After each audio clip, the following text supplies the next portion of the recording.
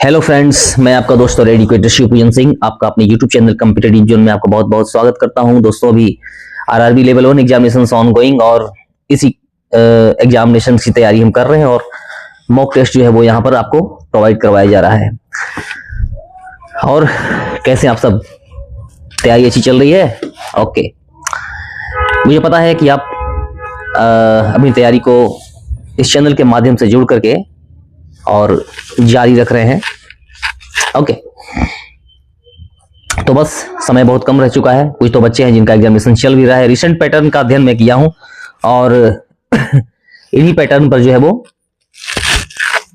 सवालों को जो है वो सेट करके मैं आपके सामने जो है वो देने की कोशिश कर रहा हूं। बहुत कम समय, और जिन बच्चों का एग्जामिनेशन अभी रिसेंटली अपकमिंग है वो इस सेशन को जरूर देखेंगे।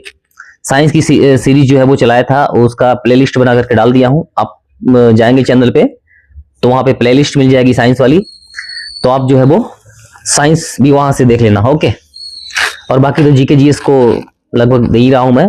साइंस सीरीज और जीके जीएस से मिलकर के वहां पे लगभग 45 to 50 क्वेश्चंस मिल जा रहे हैं और एग्जामिनेशन को क्रैक करने के लिए इन दोनों चीजों का होना बहुत जरूरी है। यानी कि आप जब यहाँ पर अच्छा करते हैं इस सेक्शन में, जीके जीएस की सेक्शन, जीके जीएस और साइंस की सेक्शन में जब आप अच्छा करोगे तो आपकी स्कोर जो है वो हाई हो जाएगी और सिलेक्शन में जो है वो बहुत महत्वपूर्ण भूमिका यहाँ से इनका रोल होगा। ओके, तो आप जितनी भी चीजें प्रोवाइड करवाई गई हैं आप उसको देखना ना भूलें। ओके, और बाकी तो मैं अपनी प्रत्येक क्लास में ये बताता हूं कि उचित मार्गदर्शन, धैर्य और लगातार परिश्रम जो है वो आपको सफलता दिलाएगी। ये प्रत्येक वीडियो में मैं आपको इसलिए याद दिलाता हूं कि आप इसे भूल न जाएं, क्योंकि यही वो की फैक्टर है जिससे कोई भी व्यक्ति सिलेक्टेड होता है। और दूसरी चीज कि आपको उचित मार्गदर्शन वही देंगे जो स्वयं सिलेक्टेड हैं। तो इस चैनल के माध्यम से पढ़ने का आपको यही फायदा है। ओके, अपनी मोटिवेशन वाली क्लास जो हमारी आती है ये भी इस चैनल पे मैं अपलोड करता हूं, तो जिसे मैं कभी कभी बीच बीच में गैप पे लाता हूं और आप उसे देखते हैं, बहुत लाभान्वित होते हैं। इसे मैं छोटे छोटे टॉक्स के माध्यम से आपको बहुत कुछ बताने की कोशिश करता हूं। ओके, तो कहने का मतलब ये है कि जब भी आपको ऐसा लगे कि आपकी नाव जो है वो डूब रही है तो आप अपने दोनों हाथों से पानी को जो है पीछे धक्का लगाना शुरू कर दीजिए। आपकी जिंदगी जो है वो किनारे तक आ ही जाएगी। अपने एक मोटिवेशन में मैंने ये कहा था और बस यही आपको याद रखना है, तैयारी जारी रखनी है। ओके, इससे पहले कि इस सेशन की शुरुआत करें, अगर अभी तक आपने इस चैनल को सब्सक्राइब नहीं किया, चैनल को सब्सक्राइब करना ना भूलें। अपने फ्रेंड्स तक शेयर करें, लाइक करें और कमेंट्स बॉक्स में अपने स्कोर को कमेंट जरूर करें। ओके, तो आइए देखते हैं क्या कुछ यहाँ पर मैं आपके लिए लेकर के आया हूँ, कैसे क्वेश्चंस आ रहे हैं एग्जामिनेशंस में। और इसी सीरीज में ये रहा पहला क्वेश्चन, मेक इन इंडिया पहल का मुख्य उद्देश्य क्या है? What is the main objective of the make in India initiative? ये जो है वो इसका मुख्य उद्देश्य भारत को एक जो है वो मैन्युफैक्चरिंग हब बनाना है। ओके, भारत को विनिर्माण केंद्र बनाना है। हाँ, इसकी व्याख्या, मेक इन इंडिया का उद्देश्य भारत में विदेशी और घरेलू निवेश को प्रोत्साहित करना ताकि भारत को वैश्विक विनिर्माण केंद्र जो है वो बनाया जा सके। इससे रोजगार के अवसर बढ़ते हैं और निर्यात में वृद्धि होती है। तो यहाँ से बहुत सारे क्वेश्चन से राई होते हैं, आप इसे भी जरूर देखें क्योंकि यहाँ से क्वेश्चन कोरिलेट हो रहे हैं और पूछे जा रहे हैं एग्जामिनेशन में। स्टार्टअप इंडिया कार्यक्रम कब शुरू हुआ था? ये भारत सरकार के द्वारा जो है वो 2016 में इस कार्यक्रम को लाया गया था। इसका मेन ऑब्जेक्टिव क्या? स्टार्टअप इंडिया कार्यक्रम का शुरुआत, एग्जैक्ट डेट पूछा जाता है 16 जनवरी 2016 से शुरू। और क्यों? इसका उद्देश्य युवाओं में उद्यमशीलता, एंटरप्रेन्योरशिप को बढ़ावा देना।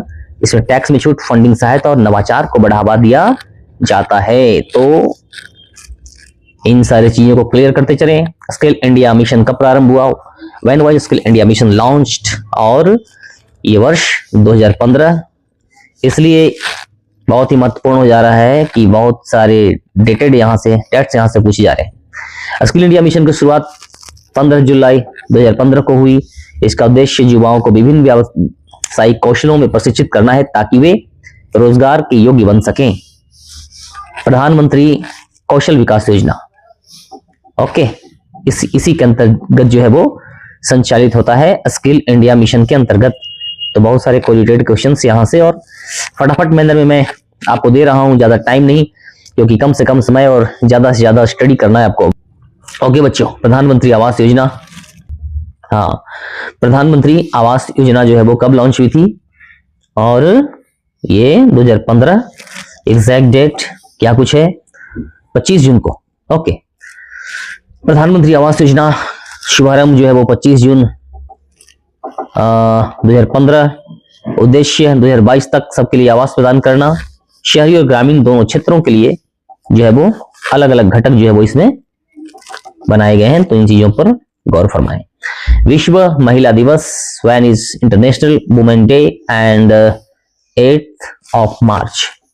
ट्रेडिशनल क्वेश्चन और रेलवे का पसंदीदा क्वेश्चन बार बार रिपीट किए जाने की संभावना। कुछ इसके बैकग्राउंड में चलते हैं। अंतरराष्ट्रीय महिला दिवस 8 मार्च मनाया जाना। शुरुआत 1909 में अमेरिका में हुई और 1975 में संयुक्त राष्ट्र ने इसे आधिकारिक रूप से अपनाया। 2 क्वेश्चन, 1919 में शुरुआत, 1975 में संयुक्त राष्ट्र ने अपनाया आधिकारिक तौर पे। इस दिन महिलाओं के अधिकार वगैरह वगैरह के लिए, समानता और सशक्तिकरण के लिए जो है वो उन्हें नामित करता है, और उन्हें समान अधिकार, सशक्तिकरण और सम्मान देने के लिए इसकी रिकॉग्निशन की गई है। तो 2 डेट्स आपको यहाँ पे याद रखना है, ये वाला प्रथम बार अमेरिका में 1909 में, और 1975 में। ये कोरिलेटेड क्वेश्चंस, और इसलिए ये क्लास आपके लिए बहुत ही महत्वपूर्ण, और यहां से क्वेश्चंस पूछे जाएंगे। बिल्कुल यहां से क्वेश्चंस पूछे जाते हैं, इसलिए मैं इन्हें जो है वो शामिल किया है। इन 2 पॉइंट्स पर आप ध्यान देंगे। सिर्फ एमसीक्यूज के माध्यम से पढ़ाना ही उद्देश्य नहीं, बल्कि क्वेश्चंस कहां से आ रहे हैं यह भी बताना बहुत जरूरी होता है बच्चों को। विश्व अधिकार उपभोक्ता अधिकार दिवस, कंज्यूमर राइट डेज, ओके, है ना, और ये कब है, 15 मार्च। ओके, बैकग्राउंड क्या है इसका। विश्व उपभोक्ता अधिकार दिवस हर वर्ष 15 मार्च को मनाया जाता है। इसकी शुरुआत 1962 में कहां, अमेरिकी राष्ट्रपति इनके द्वारा जॉन एफ कैनेडी के भाषण से हुई, जिसमें उपभोक्ताओं के अधिकारों की बात की गई है। ये वाला मैटर आप जरूर याद रखेंगे। 1962 में शुरू, अमेरिकी राष्ट्रपति जॉन एफ कैनेडी। एग्जामिनेशंस में देखा जा रहा है ये सब, इन चीजों को हम देख रहे हैं एग्जामिनेशंस में रिसेंटली, इसलिए इन चीजों को शामिल किया हूं। विश्व उपभोक्ता अधिकार दिवस, रिपीटेड क्वेश्चंस, और विश्व तंबाकू निषेध दिवस 31 मई।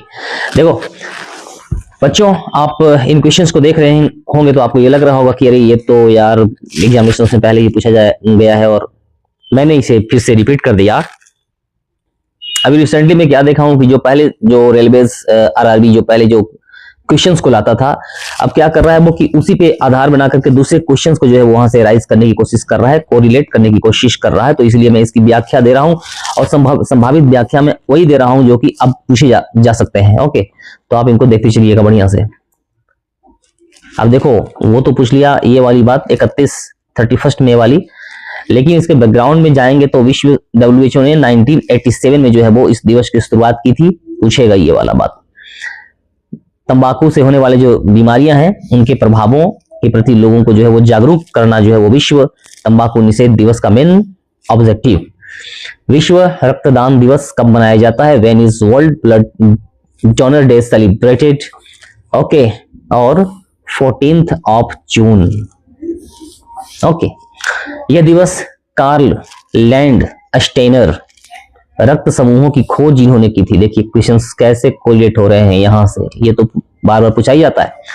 कार्ल लैंडस्टाइनर रक्त समूहों की खोजकर्ता की जयंती पर मनाया जाता है। इसका उद्देश्य सुरक्षित रक्तदान को जो है वो प्रोत्साहित करना है। तो 14 जून जो है वो कार्ल लैंडस्टाइनर जी का जो है वो बर्थडे भी है। अंतरराष्ट्रीय योग दिवस बहुत ही महत्वपूर्ण और कई बार एग्जामिनेशन से पूछे जाने वाला क्वेश्चन 21 जून को जो है वो मनाते हैं। भारत का विश्व को देन। ओके, अंतरराष्ट्रीय योग दिवस की शुरुआत 2015 में ही तत्कालीन भारत के प्रधानमंत्री नरेंद्र मोदी के प्रस्ताव में हुई। इसका उद्देश्य योग को वैश्विक स्तर पर जीवन शैली का हिस्सा बनाना है। योग करके अपने आप को हम रिजुविनाइट करते हैं। ओके, जिंदगी की दौड़ में भागे जा रहे हैं सब कोई, अपने आप को हम कैसे फिट रखें, इसके लिए विश्व योग दिवस जो है वो हमारे सामने पेश। और भारतीय भौतिक परंपरा तो हमने दिया ही, कैसे हम प्राचीन काल से ही अपने आप को फिट रख रहे थे, ये हमने पूरे विश्व को बताया और समझाया।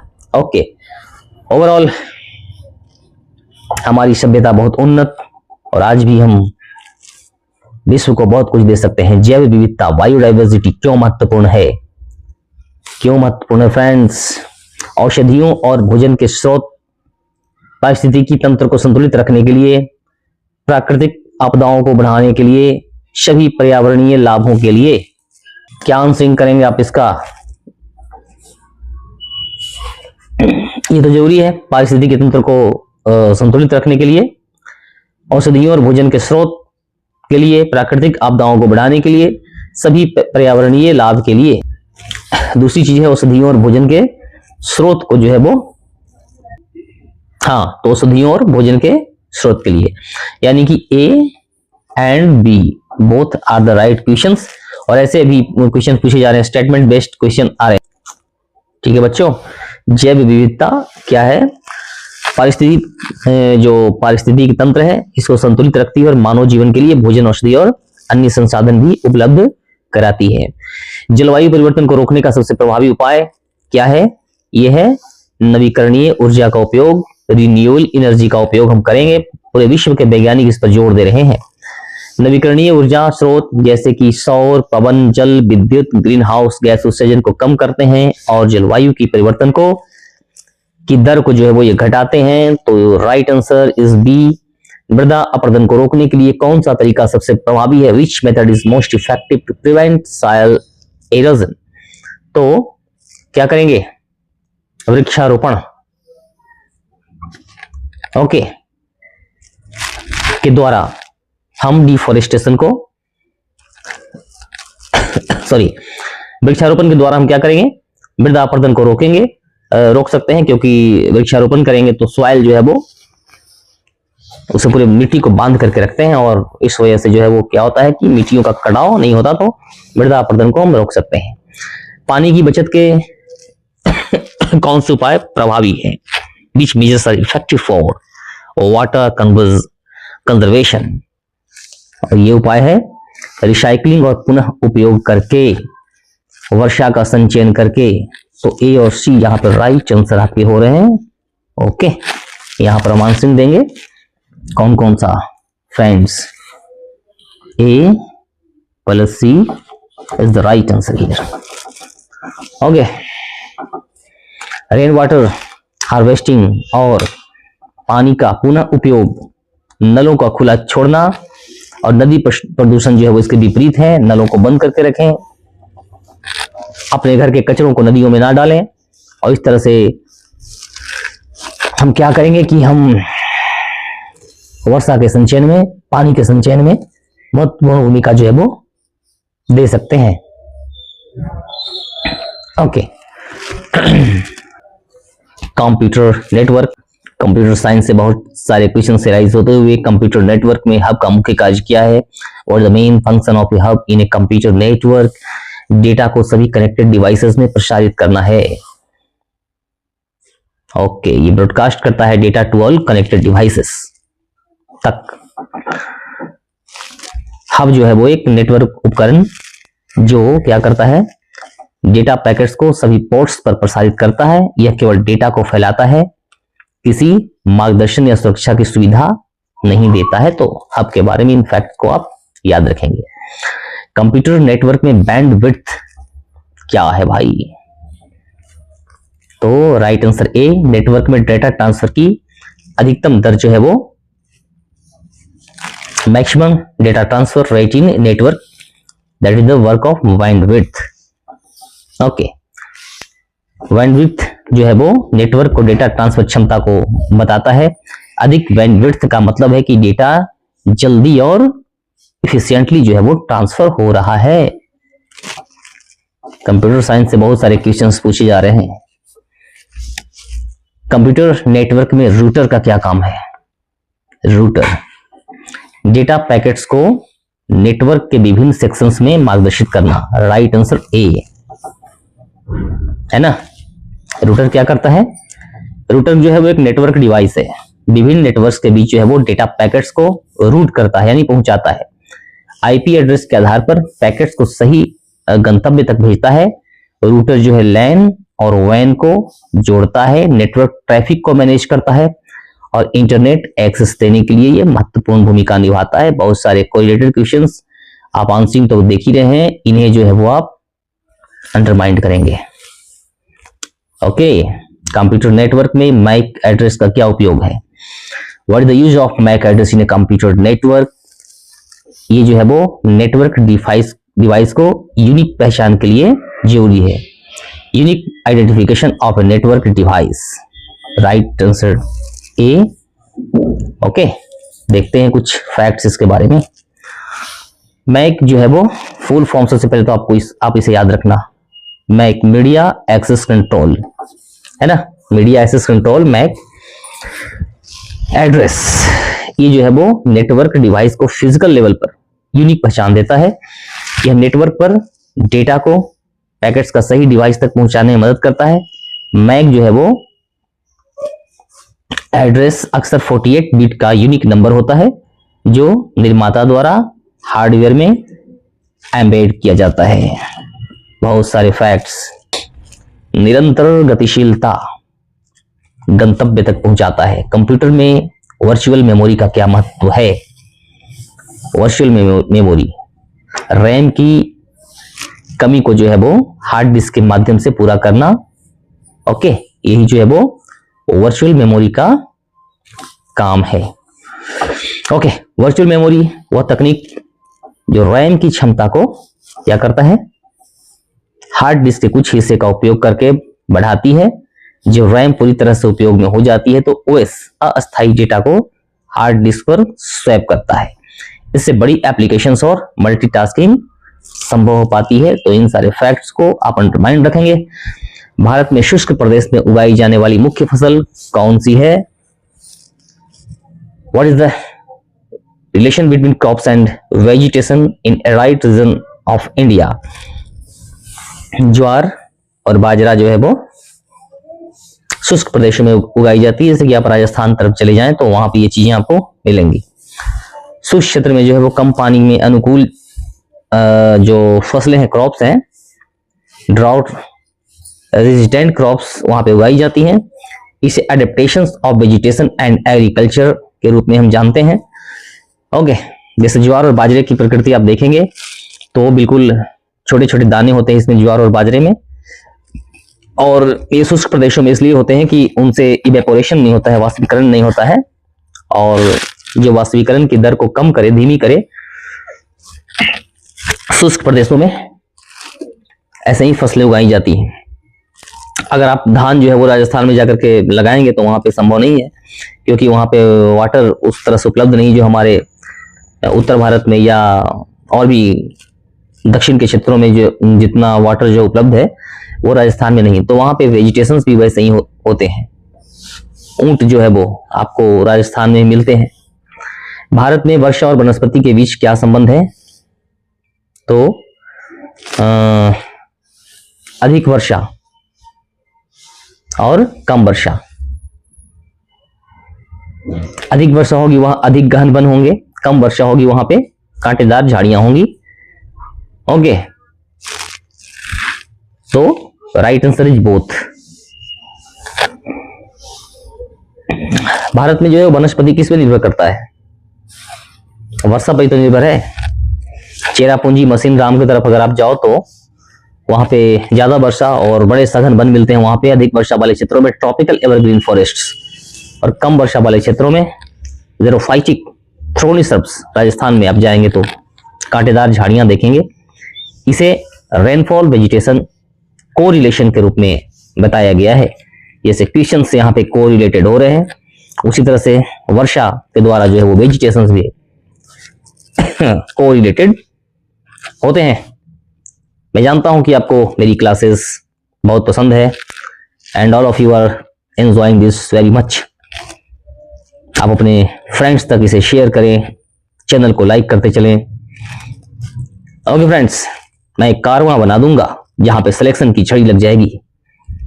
महात्मा गांधी ने कहा था ना कि मैं मुट्ठी भर बालू से एक बहुत बड़ा क्रांति पैदा कर दूंगा, तो मैं आप बच्चों को लेकर के इतनी बड़ी क्रांति पैदा कर दूंगा कि सिलेक्शन की छड़ी लगेगी इस चैनल के माध्यम से। ओके, भारत में कौन सी नदी ब्रह्मपुत्र का सहायक है? Which river is a tributary of Brahmaputra? तो that is Lohit river. Okay, देखते हैं कुछ इसके बैकग्राउंड में जाते हैं। What is Lohit river? Lohit नदी अरुणाचल प्रदेश में ब्रह्मपुत्र में मिलती है। ओके, और ये मिसप्रिंटेड, इसे जो है वो मेजर ब्रह्मपुत्र ट्रिब्यूटरी भी कहा जाता है। क्या देखा आपने? लगभग 20 क्वेश्चंस, व्याख्या और व्याख्याओं के साथ आपने 20 मिनट में लगभग 100 क्वेश्चंस को शूट आउट किया, और वो भी वैसे क्वेश्चंस जो कि एग्जामिनेशंस में पूछे जा रहे हैं। बिल्कुल ऐसे ही क्वेश्चंस ट्रेंड मैंने भी देखा। 27 से 28 तारीख के जो एग्जामिनेशंस हुए, इसमें ऐसे ही क्वेश्चंस के ट्रेंड मैंने देखे हैं। ओके, तो इनकी रिपीटेशन की पूरी संभावना बनती है, और कोरिलेशन जो मैंने आपको बताया वहां से बहुत सारे क्वेश्चंस राइज हो जाएंगे। तो क्या करना है आपको? कारवां को विकसित करना है, और जैसा कि मैं डेडिकेशन हमारी है, मैं आपको बताया हूं कि एक लंबी कारवां बना दूंगा और सिलेक्शन की झड़ी लगा दूंगा इस चैनल के माध्यम से। तो अब बच्चे यहां से जुड़ें, और जो लंबे समय के अनुभव है मैं उसे आपके सामने शेयर करता हूं, और ये भी जानता हूं कि questions what kinds will be arised in examinations. तो बाकी तो आप समझ ही रहे हैं।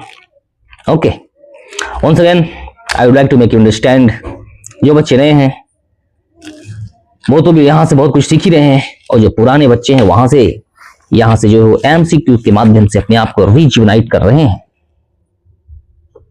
है ना फ्रेंड्स। और जो मेरी अभी तक की जो क्लासेस हैं, बहुत सारी जो अपलोड किया हूं, उन्हें जाकर के जरूर देखेंगे। बहुत सारे इंपॉर्टेंट क्वेश्चंस वहां पर ला करके लाया हूं, और मोटिवेशन में जो दे रहा हूं, मोटिवेशन को भी देखेंगे, क्योंकि कभी कभी जब एक पेप टॉक जो होता है आदमी की जिंदगी को बदल देता है ना। तो मानसिक और भावनात्मक रूप से भी आपको प्रिपेयर रहने की आवश्यकता होती है, और ये कौन प्रोवाइड करता है? मैं आपका teacher and motivator SP Singh, जो आपको एजुकेट भी करता हूं, आपको जगाता भी हूं, और ये भी बताता हूं कि ज्यादा उलूल जुलूल चीजें पढ़ने की जरूरत नहीं है। जितनी चीजें मैं प्रोवाइड करवा रहा हूं that is enough for you. आप उन्हें पढ़ें और अपनी जिंदगी में अपने हर मुकाम को आप हासिल करते चले जाएंगे। ओके फ्रेंड्स, तो मिलते हैं अपनी अगली क्लास में। तब तक के लिए आप अपना ख्याल रखें, सर्दियों के मौसम में अपना ख्याल रखें। जय हिंद, जय भारत। ओके।